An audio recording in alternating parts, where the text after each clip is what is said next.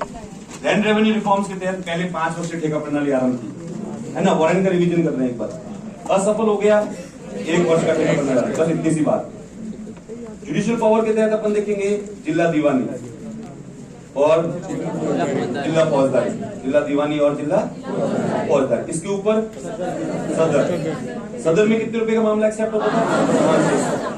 सदर के अंदर सॉरी ये जो दीवानी कोर्ट है इसके अंदर भारतीय जज कितने थे या कलेक्टर? कलेक्टर। फौजदारी में भारतीय जज, बस इतना सा है। 1773 के रेगुलेटिंग एक्ट में सुप्रीम कोर्ट का प्रोविजन था और जो कि 1774 के अंदर एस्टेब्लिश किया गया। कौन सा शहर में? कलकत्ता में। क्या इसके अंदर भारतीय कानून लागू होते थे?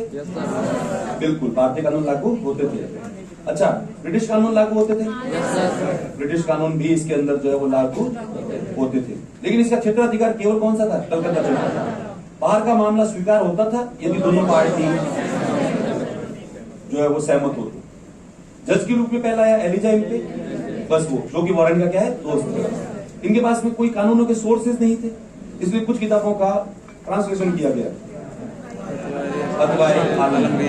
इस्लामी कानूनों के, ठीक है।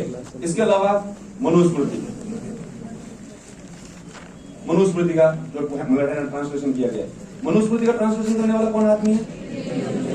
William Jones. ये इस आदमी का नाम याद करना पड़ेगा। एशियाटिक सोसाइटी ऑफ बंगाल की स्थापना करने वाला है विलियम जॉन्स, ठीक है। तो ये हो गया। इसके अलावा मनुस्मृति के अलावा बात करें code of gentle laws, code of gentle laws, एक digest of the Hindu laws. Gentle laws का मतलब होता है बाकी वाले सारे कानून, ऐसे कानून जो एक साथ नहीं, मिसलिनियस, कि भाई ये ऐसी सजा है तो उसके लिए ये ऐसा प्रावधान होना चाहिए, ऐसा क्राइम है तो उसके लिए ये क्या प्रावधान होना चाहिए, उनको कहते हैं जेंटल लॉज। क्या बोलते हैं उनको?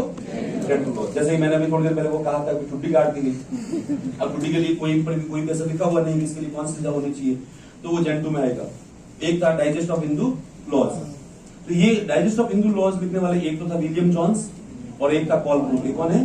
Call Brooke. इसी कॉल ब्रूक ने लंदन के अंदर एक सोसाइटी की स्थापना करी है जिसमें का नाम है रॉयल एशियाटिक सोसाइटी। उसके अंदर पूरी एशिया की किताबें मिलती है, इतनी सा है।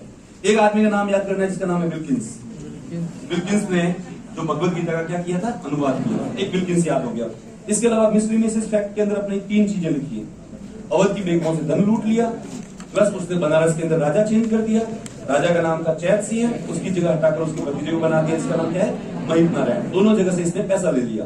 और एक है महाराज नंदलाल प्रकरण, जो उस जमाने का बहुत ही फेमस प्रकरण था, पहला भारतीय जिसको फांसी पे लटकाया गया। फांसी पे इसलिए लटकाया गया कि महाराज नंदलाल ने आरोप लगाए थे करप्शन के, इसके ऊपर गवर्नर जनरल थे। गवर्नर जनरल ने वापस इसके बदले में झूठे आरोप लगाए नंदलाल के ऊपर, जालसाजी, और जालसाजी का आरोप लगाकर अपने दोस्त एलिजा इम्पे की सहायता से उसको जो है वो फांसी दिलवा दी। एडमंड बर्क करके एक व्यक्ति है, उसको जब इसके बारे में पता लगा कि बर्क वॉरेन को बिल्कुल भी पसंद नहीं करता था।